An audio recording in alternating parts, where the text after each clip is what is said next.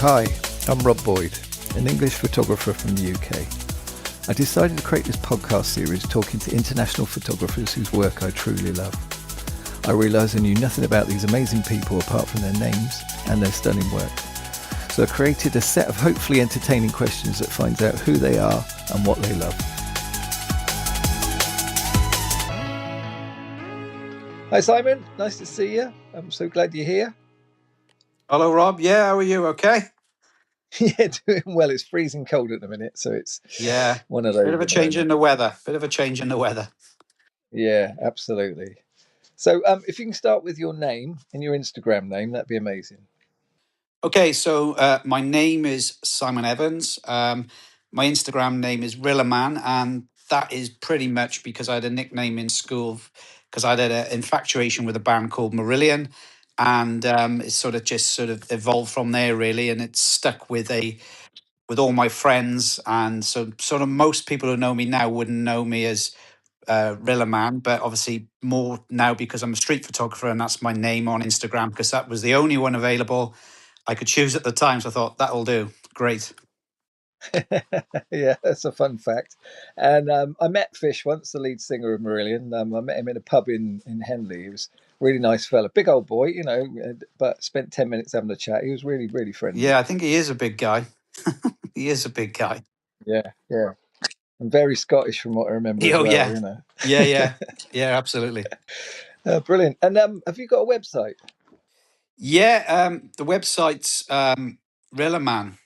So www.rillaman. So yeah, and it's on my Instagram page anyway. So there's a link there to my website. So everything's Rillaman. My email's Rillaman. My nickname is Rillaman. My website is Rillaman. So yeah, you won't go wrong. Easy to remember. I like that. Yeah, brilliant. And where do you live? So I live in Hereford, in the UK, which is it's a city only because it's classed as it's a small city. It's classed a city because it's got a cathedral in it, but it's quite a nice little area and it's not far from the rural countryside as well. So it's a nice patch of the UK, to be honest. Brilliant stuff. And where are you from originally? I'm originally from Abergavenny in Wales.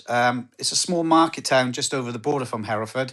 So, although I was born there, I haven't come far to actually live where I'm living now. I've been here for a good 10, 15 years, I think, something like that. Yeah, I remember going to a wedding in Abergavenny. Get my words out in a minute. And I remember that just being just over the border as well, just over the border in Wales, just about. Yes. Yeah. So yeah, it's good. Not too far to go. So if I visited you, where would you take me to shoot? I would say probably Birmingham for some sort of good, pure street photography. And it's only a 90-minute train journey from Hereford. They got a Chinatown there, so you can get some good shots in that area. And what I also try and do, depending on the weather, if it's looking a bit dull, you can go into the library there, and I've got some good shots in there. There's some great lighting. So if you go upstairs, you've got some nice ambient lighting and available lighting. You can get some good shots. And Hereford has also got some good small streets as well. So Hereford is okay if you're looking for something a little bit different. And you've got the cathedral, which has got a nice backdrop through the seasons. Yeah, and I was going to say, are there any places to visit as a tourist? But you mentioned the cathedral. Yeah, you've got the cathedral, and you're not far from Hay-on-Wye, actually, which is famous for its bookshops. I'm not sure if you've heard of Hay-on-Wye. That's quite a popular place and has the Hay Festival. And you're not far from the Malvern Hills as well if you want to go walking. So it's a good area actually to be living in Hereford. Yeah, and also, I mean, amazing countryside as well. Like say with the Malvern Hills. Yes, yeah, it's good. Excellent.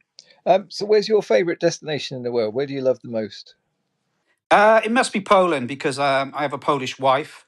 We visit there quite regularly. So when we visit family, we always go on a city break, and I've done Gdansk, Warsaw, and Krakow, and also gone on a bus from Poland to Berlin, and done a couple of days shooting there as well. Amazing. So that's amazing that you don't even think about Berlin being so close, but I guess it's on the border. Yeah, it's quite easy to get to. Really, it's a straightforward bus journey. Yeah, and I know quite a few Polish photographers, and their work's incredible. You know, they come back with all these amazing places and landscapes and cities, and yeah, it seems a really interesting country. Yeah, it's good. I love it. So, where would you most like to visit on in the world? What's on your bucket list? I would say Tokyo in Japan. I've seen lots of images, and it ticks all the boxes for my shooting style as well. Not sure when this will happen, but it is on the list. It is on the list. Yeah, yeah, yeah, brilliant, good choice. It's always a popular one, but for very good reason. I mean, everybody loves, it's everything photography wise for, what's not to love. Yeah, well, you got the neons, which is similar to London, so it seems a bit of a playground, really, for street photography. If I'm honest, So, weird question: if you could time travel, where and when would you visit? I would say New York in the 1970s, just for the dress sense and the scenes that can be created. People would be reading newspapers and not really looking at mobile phones, which is good because everybody's got a mobile phone now. And obviously, when we see people with newspapers today, we get a little bit excited. So going back in time, it'd be quite really good. Yeah, absolutely. Yeah, good choice. And that's the thing as well with the old analog stuff. You got no choice. You you can't rely on anything apart from reading a newspaper or looking at someone a bit odd. Newspaper, yeah, absolutely. So, if you could photograph anybody in history, who would you shoot? This one would be Princess Diana. Oh wow, Not from a paparazzi point of view, but for her natural looks. Mario Testino did a great shoot. You magazine, which is a UK newspaper supplement, and she's looked so relaxed and happy. And I think she was obviously she's the most photographed woman in the world, but for me, just appealed to me. yeah. I mean, the thing is with as well, I would never have thought of Diana. That's such a good idea. Yeah, she was an incredible woman, and to have that taken away for a bit for just a brief time where she can relax is 100%. Yeah, very natural woman actually. If you look at the photographs, come across really well. So yeah, that would be the sort of thing I would be looking for. Yeah, good choice. Yeah, perfect. Absolutely brilliant. So, tell me a fun fact or a story about yourself. So I do play guitar, and over the years I've been in many bands. One of the bands I supported ex Stereophonics drummer Stuart Cable. His band was called Killing for Company. Obviously, Stuart's no longer with us, but he was a really nice guy. Yeah, yeah, I love Stereophonics. I've probably seen them 4 times, I think. Smaller venues. It's great because you go somewhere like Bournemouth and they're literally in front of you. It's amazing. You've got the whole band there, and they never miss a beat. They're amazing. Obviously it's different lineup now, but they are amazing. Yeah, I have seen them back in the day, but I haven't seen them recently. But yeah, they're a Welsh band, of Oh course. yeah, absolutely. It's got to be done. I'm very proud of it as well, which is too right too. Yeah, yeah, yeah, yeah. Absolutely. So another weird question, but what's your favourite word? Being Welsh, I'd probably say it's tidy, which is a slang word for anything that's good. Yeah, yeah. I've watched lots of Gavin and Stacey. I've watched Stella, and everything's proper tidy. Tidy, yeah, yeah. Typical Welsh word, that is. Yeah, brilliant. I love it when it's something original for a nationality as well. It's great. So, because it's an international podcast, teach me a new word or saying that I may not know. Um, I'd say it'd be cwtch, which is another Welsh word for cuddle. This was used by my grandmother and my mother back in the day. So you might have heard of it, you might not have, but it's basically let's give us a cwtch, give us a cuddle. Basically, that's what that means. Yeah, again, I think it's one I probably on my trips to Wales, I probably learnt it then, just before again watching Welsh TV. Watching Gavin and Stacey and that. But yeah, it's a brilliant word. It's great, and it's got such a weird spelling as well. It's definitely Welsh. Cwtch. Is that how it's spelled? Cwtch, yeah. Brilliant, love it. So, when did photography click for you? Obviously, excuse the pun, but what moment did you realise you could take a good photo? Well, I've always had a camera to document family life and use film back in the day, and I did photography at school. Then picked up the digital camera during COVID and got into street photography for watching YouTube and Instagram. So I guess really it clicked back in 2020 when I sort of got out there and sort of did some exercise and did something different through lockdown. And then sort of realized I quite liked this and did a couple of good shots, in my opinion.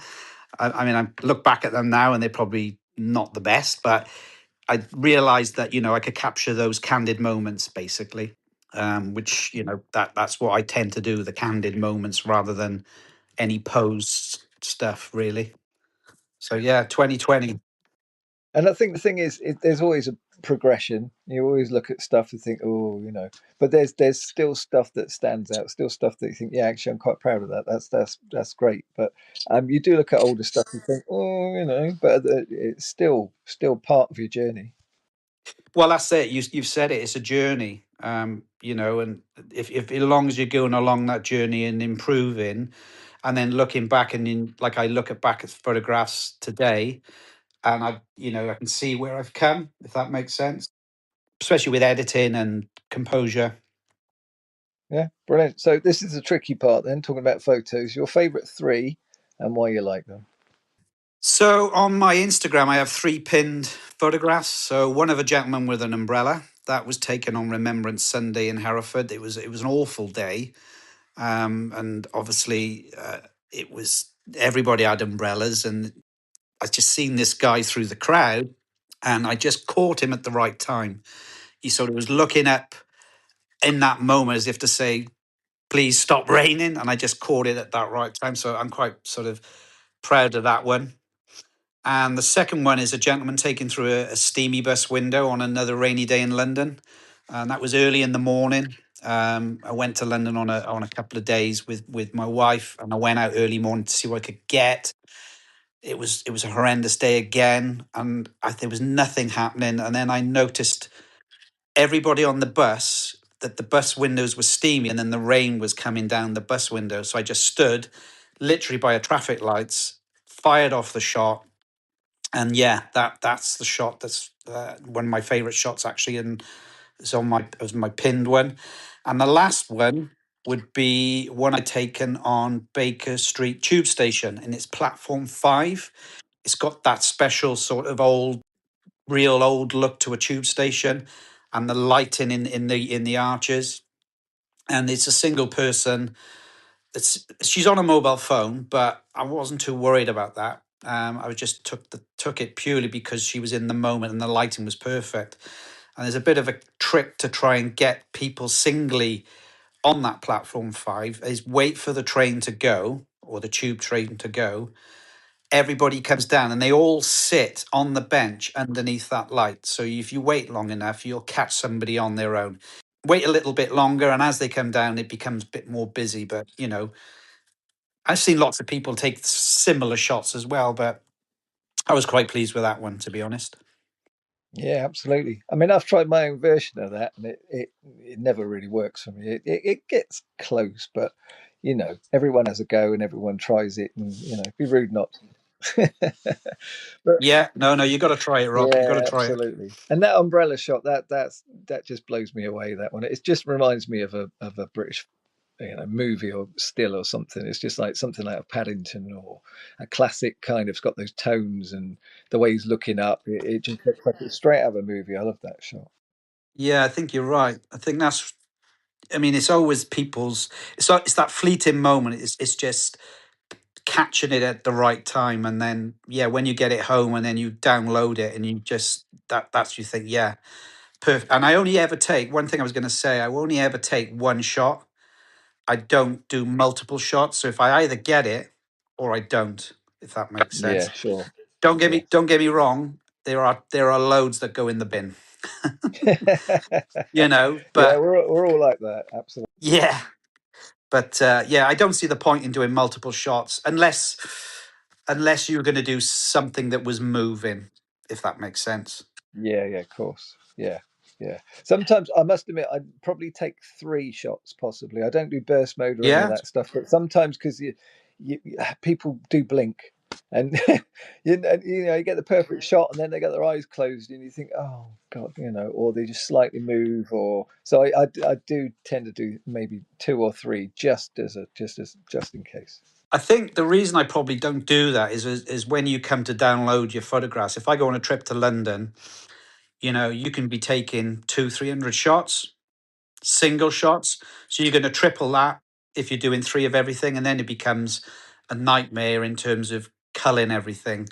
I'm just trying to streamline my workflow. If that makes sense. Yeah, absolutely. Well, you're doing well, because I still haven't looked at stuff from Rome and London from the last two trips. Oh, Seville. I went to Seville the other week, and Oh so wow. I've got lots of stuff. I've got lots of stuff to go through. I tend to travel in the winter, which is great because it's just it's warm. Yeah, Where we're freezing cold here in the UK now, so I save up I save my holiday up, and then basically go in the winter when no one's around, or when it's warmer, or it's so much cheaper to travel as well. So. good plan. Yeah, brilliant. So what advice would you give a new photographer? From my experience, I would say don't worry too much about gear. That will come later, but just get out there and shoot. It's your eyes that see the photo. It's not the camera. That's just a box that just records something.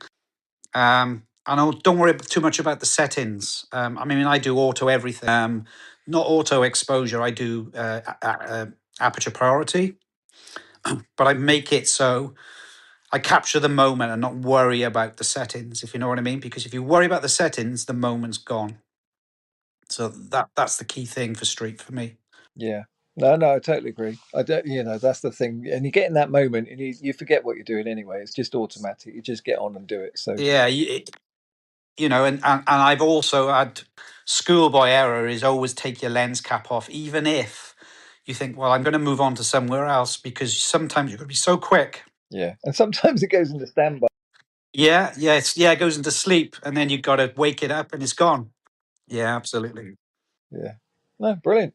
So, what's next? What's your photography goals going forward? What you got coming up? Well, hopefully in January, I'm going to go to Istanbul just for a weekend, just to go and see the city, but also for me, I got an understanding wife that we can. I'll squeeze in some street there, of course. But she wants to go to Turkey, so we're going to go to Istanbul, taking that for a weekend. But I'll get my street in, no problem at all. I mean, it's a bit of a street photographer's playground. Apparently, I've seen lots of shots taken there, and people advise that it's a good place to go. So I'm happy. And they're the nicest people in the world as well. The Turks are great. I loved Istanbul. It wasn't a weekend wasn't long enough, but to be fair, like you say, you got to split it between keeping everyone happy and then shooting as well. So I need Yeah. a weekend there just for shooting. I think 48 hours shooting would be perfect. So yeah, it's an amazing place. So you'll love it, absolutely. And then the only thing from a long term is do a zine or a book. That I haven't done that yet. I've done my own books for my own set for myself, just to print your work, because it's always good to print your work and see what it looks like. But yeah, I'd like to put a zine together at some point. But it's like everything else. It's just time, isn't it? Just to sit down and curate it. Yeah, time's a bit of a runaway. It just goes. I don't know where it goes, but it just flies. Yeah, yeah, That's it. absolutely. And now we're over 21. It goes even quicker. Yeah, I'm over 21, Rob. So yeah, I know what you mean. Good stuff. Absolutely. Well, thanks for being my guest. I really appreciate you, taking your time out and being here. It's amazing. No, it's a pleasure, Rob. It was good that you give me the opportunity. Yeah, brilliant. Well, you take care, keep warm, and have a great evening. Great stuff. Cheers, Rob. Bye bye.